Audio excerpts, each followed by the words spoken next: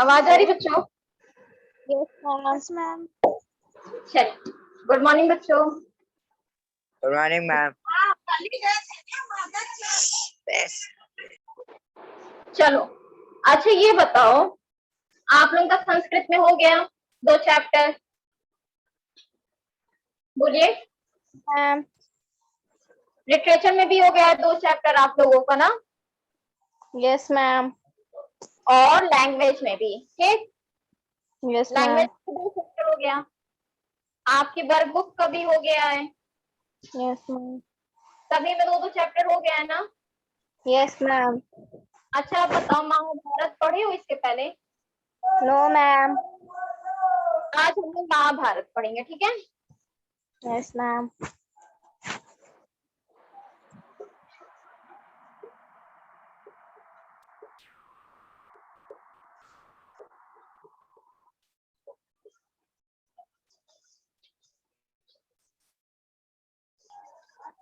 Ma'am इसमें भी आप क्वेश्चन आंसर करवाएंगे ना? हाँ बेटा। बुक नहीं है ना आपके पास? No ma'am. चलिए पहले महाभारत कथा के बारे में जानते हैं कि ये है क्या, ठीक है? ध्यान से सुनिएगा, जहां नहीं समझ में आएगा बेटा, आवाज की दिक्कत होगी, कुछ भी तुरंत बोल दीजिएगा, ठीक है बेटा? चले पढ़े, बोलो बच्चों। ठीक है। महाभारत की कथा महर्षि पराशर के कीर्तिमान पुत्र वेद व्यास की देन है। महाभारत किसकी रचना है? महाभारत है आपकी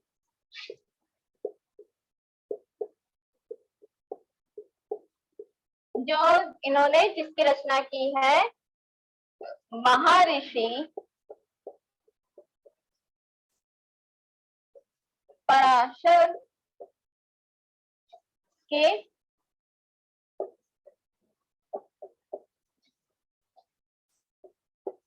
कीर्तिमान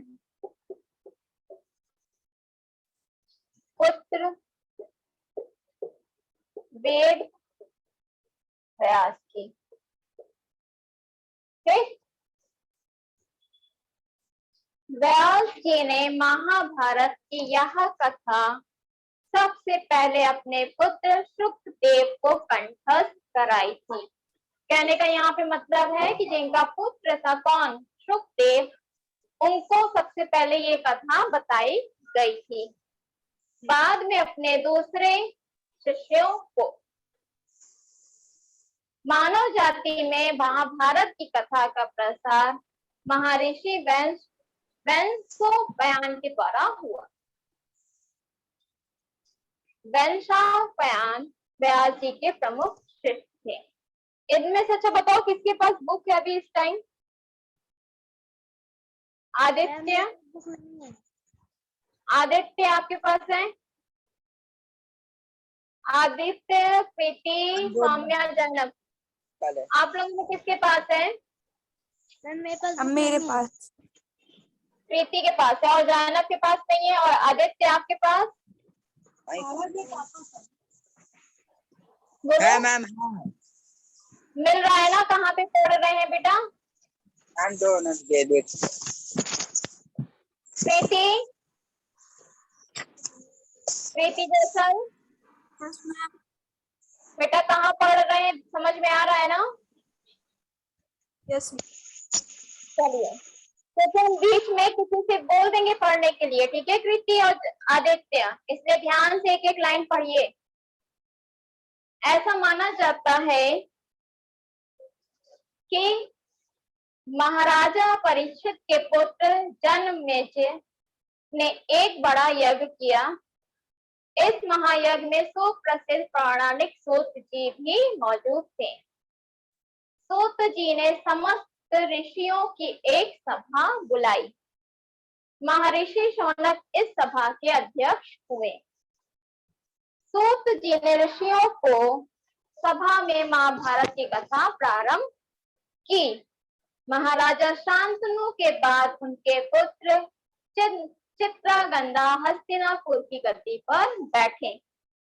उनकी अकाल मृत्यु हो जाने पर उनके भाई विचित्रवीर राजा हुए। बड़े बेटे धृतराष्ट्र जन्म से ही अंधे थे, इसलिए उस समय की नीति के अनुसार पांडु को गद्दी पर बैठाया गया। पांडवों ने कई वर्षों तक राज्य किया। उनकी दो रानियां थी, कुंती और माद्री।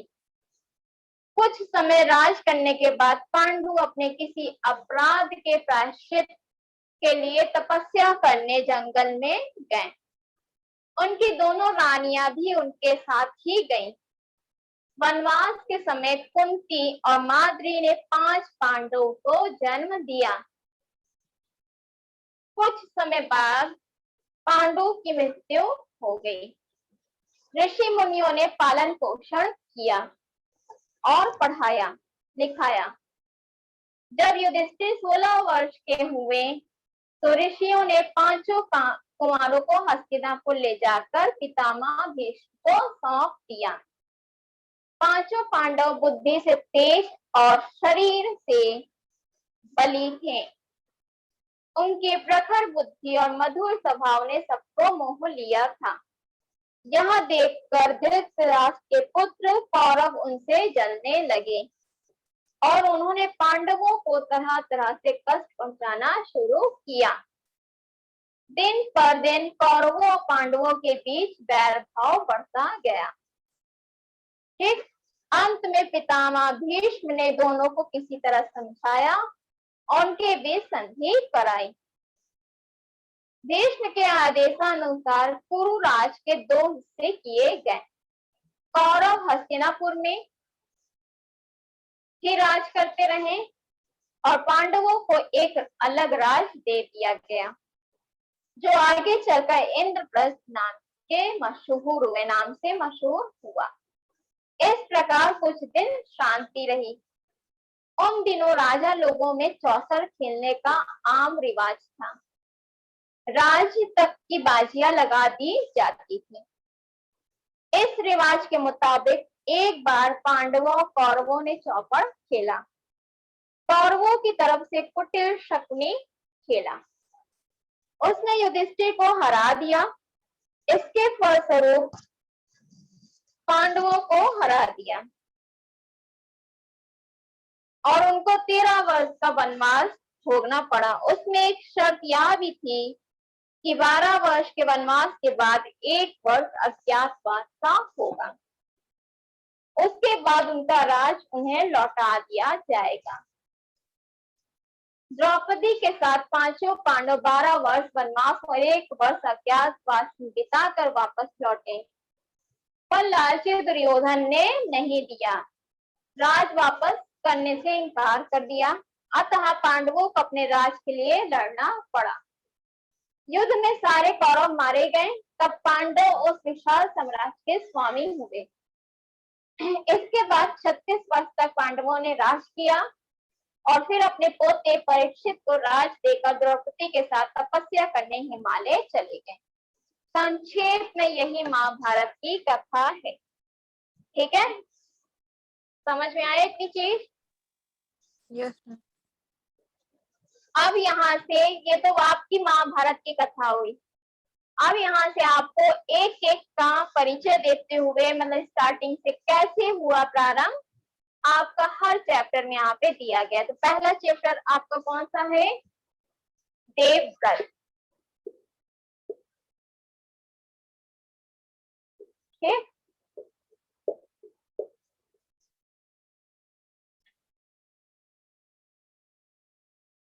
दिख रहा है ना सभी को? देवव्रत।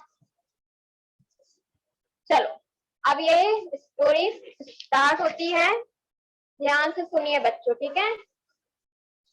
जहाँ नहीं समझ में आएगा कोई भी पात्र में कि ये कौन था, पूछ लेना। पढ़े रहोगे तो ये आगे भी काम देगा आप लोगों को। गंगा एक सुंदर युवती का रूप धारण किए नदी के तट पर खड़ी थी। यहाँ पे गंगा है जो क्या कर रही है? बहुत ही सुंदर दिख रही है और बहुत ही सुंदर स्त्री का रूप धारण करके क्या की है, नदी के किनारे खड़ी हुई थी। उनके सौंदर्य और नव यौवन ने राजा शांतनु को मोह लिया था। एक राजा थे जिनका नाम था शांतनु। जब वह युवती को देखते हैं तो उनको बहुत ही पसंद आ जाती है, अच्छी लगती है, तो उनको मोह लिया था। गंगा बोली, राजन, आपकी पत्नी होना मुझे स्वीकार है। राजा शांतनु क्या कहते हैं, उस स्त्री से कहते, गंगा से, कि मैं तुम्हें पसंद करता हूँ, मैं तुम्हें अपनी पत्नी बनाना चाहता हूँ। तो ये गंगा क्या कहती है कि मुझे आपकी पत्नी होना स्वीकार है, पर इससे पहले आपको मेरी शर्त माननी होगी। क्या आप मानेंगे? वो क्या कहती है, मैं आपकी पत्नी होने के लिए स्वीकार करती हूँ, आपकी पत्नी होना मुझे स्वीकार है, पर मुझे क्या चाहिए, मुझे एक शर्त है, मेरी एक शर्त है, आपको उसको पूरा करना है। राजा ने कहा, अवश्य, बिल्कुल करेंगे। राजा शांतनु ने गंगा की सारी शर्त मान ली और वचन दिया कि वह उनका पूर्ण रूप से पालन करेंगे। राजा शांतनु से क्या कहती है, क्या शर्त मान लेते राजा शांतनु की, आपको वचन देती हूँ और मैं पूर्ण रूप से आपका पालन करेंगे। प्रीति जैसल, प्रीति, Yes. इसके आगे पढ़िए बेटा। समय पाकर गंगा ने शांतनु के कई तेजस्वी पुत्र हुए, परंतु गंगा ने उनको जीने नहीं दिया। बच्चे के पैदा होते ही वह उसे नदी में बहती हुई धारा में फेंक देती थी और फिर हंसते मुस्कुराती राजा शांतनु के महल में आ जाती थी। अज्ञात सुंदरी के इस व्यवहार से राजा शांतनु चकित रह जाते। उनके आश्चर्य और क्षोभ का पारावार क्षोभ, क्षोभ लिखा है, क्षोभ का क्षोभ का पारावार ना रहता। शांतनु वचन दे चुके थे कि इस कारण मन मसोसर मसोस कर रह जाते हैं।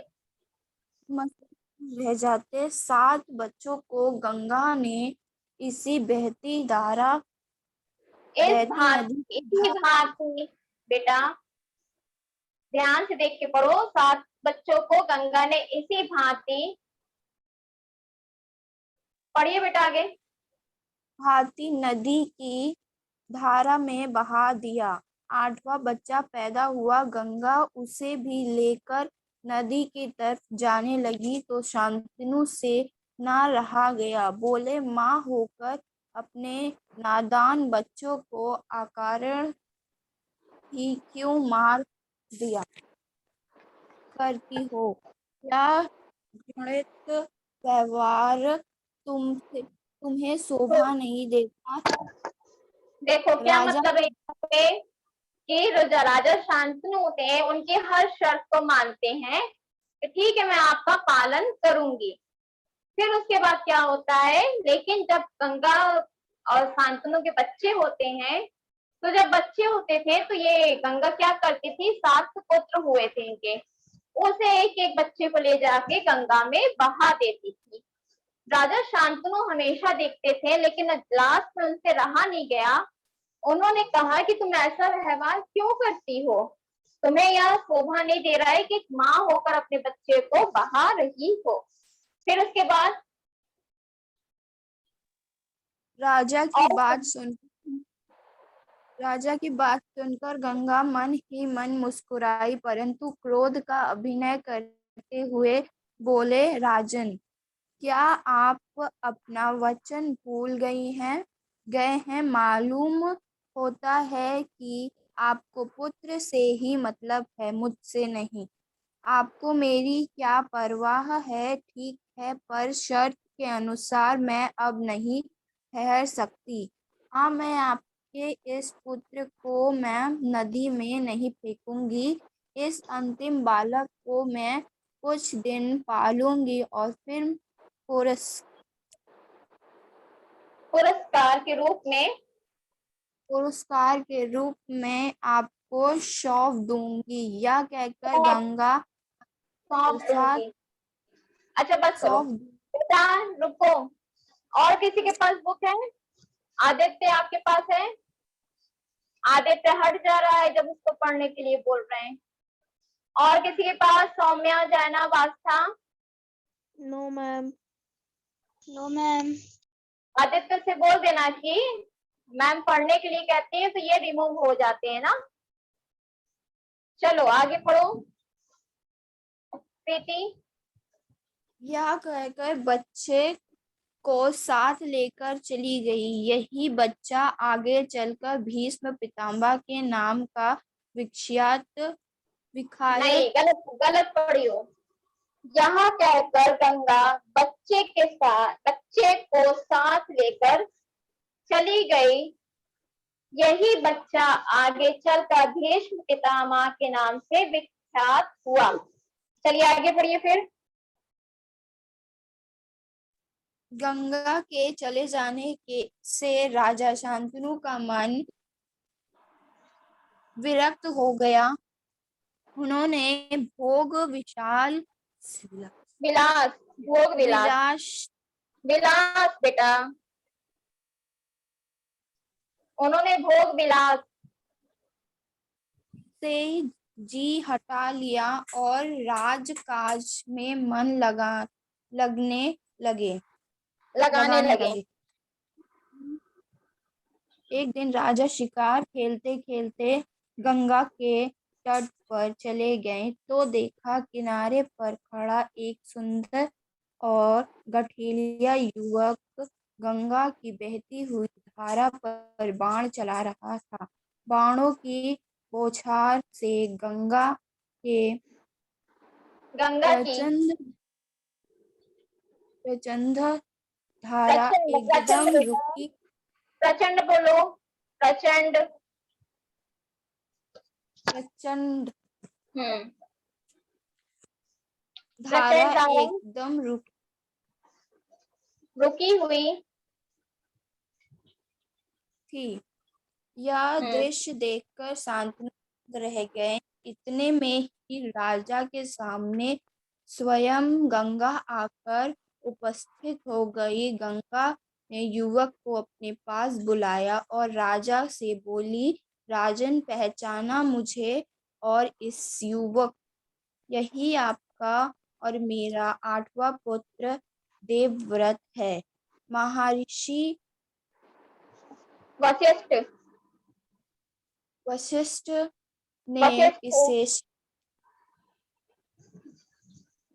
बोलो, वशिष्ठ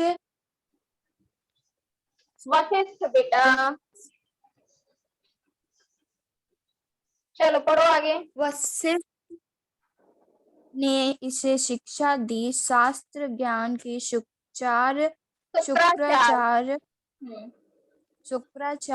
और रण कौशल में परशुराम ही इसका मुकाबला कर सकते हैं। यह जितना कौशल योद्धा है उतना ही कुशल बेटा, कुशल योद्धा है, उतना ही चतुर राजनीतिज्ञ भी है। आपका राजनीतिक भी है। राजनीतिज्ञ भी है। आपका पुत्र नित्य के बेटा झा और ज्ञा में बहुत अंतर है। राजनीतिज्ञ भी है। आपका पुत्र मैं आपको सौंप रही हूँ। अब ले जाइए इसे। सौंप रही हूँ। सौंप नहीं अब बेटा, सौंप खाने वाला नहीं, सौंप पा है, पा। बोलो। सौंप रही हूँ। अब वेरी ले गुड। जाइए इसे। अब ले जाइए इसे अपने साथ गंगा ने देवव्रत का माथा चूमा और आशीर्वाद देकर राजा के साथ उसे विदा कर। Very good. देखो यहाँ पे क्या बताया गया है, सातवां पुत्र तक क्या करती है गंगा, उसको नदी में बहा देती है। जैसे ही आठवां पुत्र होता है तब राजा शांतनु उन्हें देख लेते हैं, यही बताया गया था ना, बोलो। जब आठवां पुत्र होता है तो राजा शांतनु उन्हें देख लेते हैं और उनसे कहते हैं कि तुम इसे इस तरह से कैसी माँ हो कि सभी बच्चों को तुम ऐसे गंगा में बहा दी। तो यहाँ पे वो कहती है, गंगा कहती है कि आपने मेरे शर्त के अनुसार काम नहीं किया, तो इसीलिए मैं अब आपके साथ ठहर नहीं सकती हूँ। लेकिन एक बात है कि यदि ये आठवां पुत्र मैं अपने साथ ले जाऊंगी, कुछ समय तक इसका पालन पोषण करूंगी और जब यह बच्चा बड़ा हो जाएगा तो मैं आपको सौंप दूंगी। तो कुछ समय बाद जब राजा शांतनु अपने काम में मन लगाने लगते हैं राज में, तो जब वो आते हैं गंगा किनारे, एक दिन फिर आते हैं और देखते हैं कि एक बहुत ही सुंदर लड़का है जो क्या है, वो गंगा में धार की, जो गंगा की धार है उसमें तीर मार रहा है और वो गंगा की धार जो है बहुत तेज हो गई है। तो वो सोचता है ये आखिर में है कौन। तभी उसी टाइम गंगा वहां पर आती है और कहती, महाराज आपने इसे पहचाना नहीं? तो कहता है नहीं, क्योंकि तब वो बताती है कि मैं आपकी पत्नी गंगा और ये आठवां पुत्र है देवव्रत, जो आगे चलकर क्या बनता है, भीष्म पितामह बनता है। ठीक है, तो उसके बाद से गंगा उसका माथा चूमती है और लास्ट में उसे आशीर्वाद देकर वहां से चली जाती है। और जो महाराज थे राजा शांतनु, वो भीष्म को मतलब देवव्रत को लेकर चले आते हैं। ठीक है, समझ में आया यहाँ तक? बताइए यस मैम। कितने लोगों को यहाँ तक समझ में आ गया है? सौम्या, आस्था, प्रीति, जाना, बताइए बेटा। मैम आ गया समझ में। आप देखो, यही जो देवव्रत है वो आगे चल के किस नाम से जाने जाते हैं, बताइए, पता है किसी को? Very good, Bhishma Pitamah. चलो अब आगे जो है भीष्म प्रतिज्ञा, अब आगे चल के देखा जाता है इसमें है क्या। ठीक, तेजस्वी पुत्र को पाकर उसके आगे की कहानी, ये जो पूरी बुक है इसमें अलग अलग चैप्टर नहीं है, आगे की कहानी लिखी गई है, कथा। तेजस्वी पुत्र को पाकर राजा प्रफुल्लित मन से नगर को लौटे। जब ऐसा पुत्र को पाए तो वो बहुत ही खुशी मन से अपने राज्य की ओर लौटते हैं, नगर की ओर। देवव्रत राजकुमार के पद को सुशोभित करने लगे, उनको राजकुमार वाला पद उनको मिल गया। 4 वर्ष और बीत गए। एक दिन राजा शांतनु यमुना तट की ओर घूमने गए। अब राजा शांतनु कहाँ पर घूमने गए? यमुना तट पर। तो वहां अप्सरा से सुंदर एक तरुणी खड़ी दिखाई दी। तरुणी का नाम क्या था? सत्यवती था। पहली जो पत्नी थी वो थी गंगा, ठीक, और दूसरी कौन थी?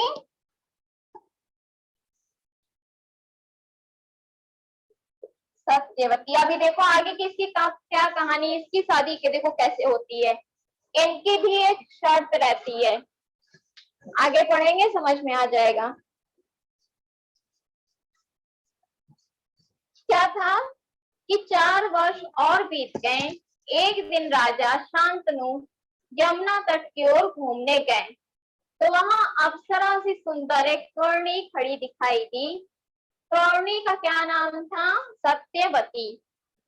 राजा के वियोग के कारण, मतलब सॉरी, गंगा के वियोग के कारण, मतलब गंगा उनसे छूट गई थी तो बहुत ही दुखी हो गए थे, गंगा उन्हें छोड़कर चली गई थी। तभी से वो क्या थे, बहुत ही दुखी मन से रहते थे। तो गंगा के वियोग के कारण राजा के मन में जो विराग छाया हुआ था वह इस तरुणी को देखते ही विलीन हो गया। उस सुंदरी को अपनी पत्नी बनाने की इच्छा उनके मन में बलवती हो उठी। क्या हुआ, गंगा उन्हें छोड़कर चली गई थी, तो जब इन्हें देखते हैं बहुत ही सुंदर अप्सरा सी लगती है, तो वो उनकी इच्छा क्या हुई कि मैं इनको अपनी पत्नी बनाऊं और बलवती हो उठी और उन्होंने सत्यवती से प्रेम याचना की।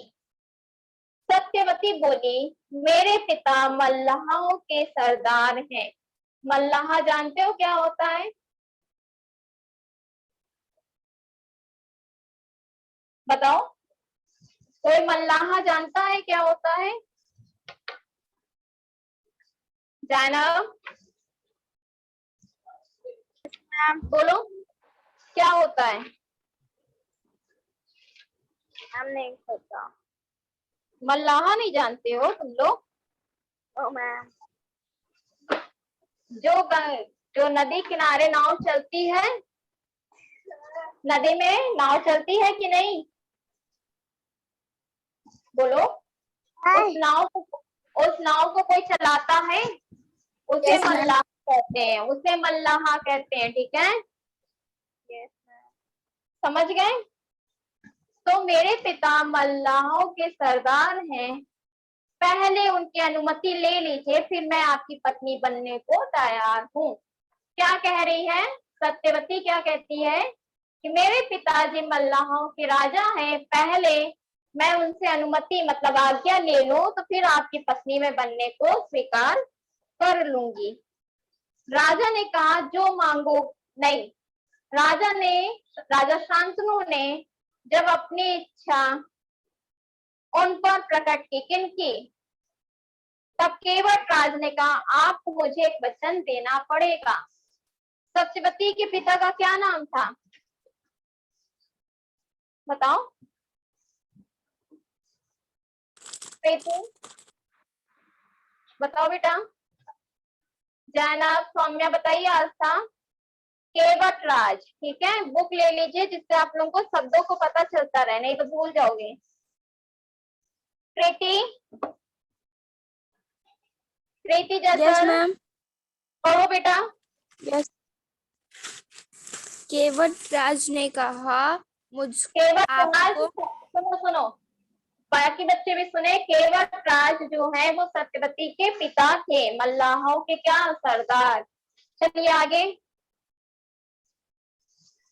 आपको मुझे एक वचन देना पड़ेगा। राजा ने कहा जो मांगोगे दूंगा, यदि वह मेरे लिए अनुचित न हो। केवट राज बोले, आपके बाद हस्तिनापुर के राजा सिंहासन पर मेरी लड़की का राज सिंहासन पर मेरी लड़की का पुत्र बैठेगा। इस बात का आप मुझे वचन दे सकते हैं? केवट राज की शर्त राजा शांतनु को नागवार लगी। गंगा शुद्ध को छोड़कर मतलब गंगा का जो, शुद्ध को हाँ, गंगा शुद्ध को छोड़कर अन्य किसी को राजगद्दी। क्या वो प्रीति राजगद्दी लिखा हुआ है?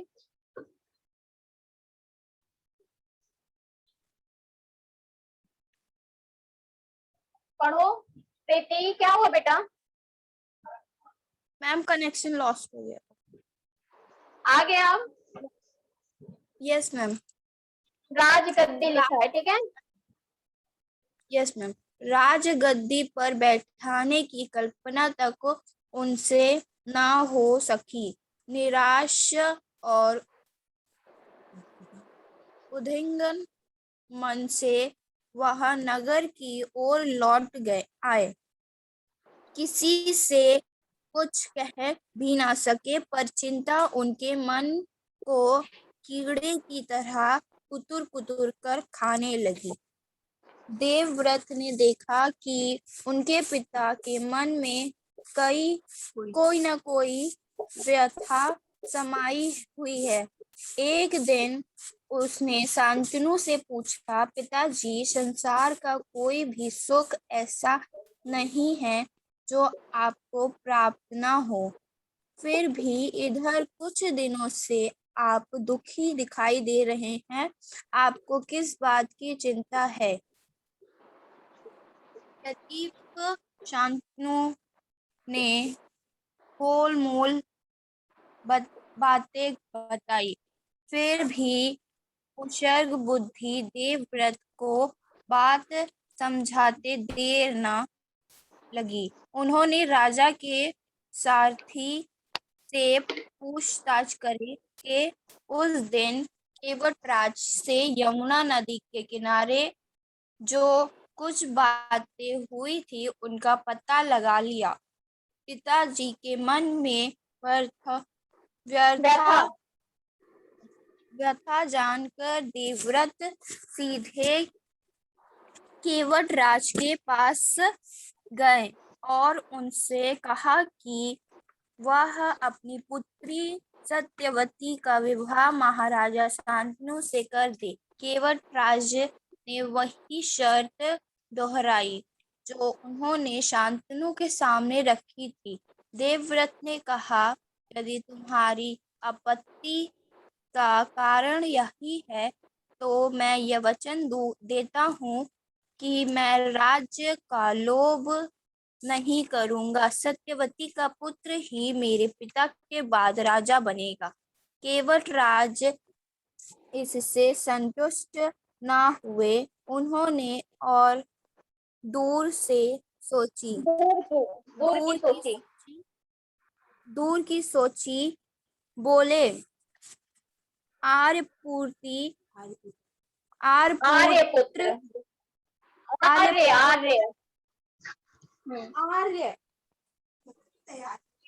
आर्यपुत्र इस बात का मुझे पूरा भरोसा है कि आप अपने वचन पर अटल रहेंगे, किंतु आपकी संतान से मैं किसी वैसी आशा कैसे रख सकता हूँ? आप जैसे वीर का पुत्र भी तो वीर ही होगा। बहुत संभव है कि वह मेरे नाती से राज्य छीनने की प्रयत्न करे। इसके लिए आपके पास क्या उत्तर है? बस यहीं तक। बस बेटा, देखो यहाँ तक ही पढ़े, आपको समझ में आया कि जो केवटराज थे वो क्या कहते हैं कि मेरी एक शर्त है कि राजगद्दी पे मेरा पुत्र ही, मतलब मेरे जो बेटी का पुत्र है वही बैठेगा, उसके अलावा उसका कोई भी पुत्र नहीं बैठेगा। तो जो राजा, ये कौन, देवव्रत थे, वो कहते हैं ठीक है, मैं राजगद्दी पर नहीं बैठूंगा, जो मेरी पिता का पुत्र होगा वही राजगद्दी पर बैठेगा। तो कहते हैं ये कैसे संभव है? तो आगे की कथा हम लोग बाद में पढ़ेंगे, ठीक है? क्लियर है? टाइम ओवर हो चुका है। चलिए, बाकी जितना है हम लोग नेक्स्ट क्लास में पढ़ेंगे। ठीक है बच्चों, और बाकी बच्चों ले लीजिए बुक, बहुत जरूरी है। Thank you class. Thank you ma'am. Thank you, bye ma'am. Ma'am. Bye bye.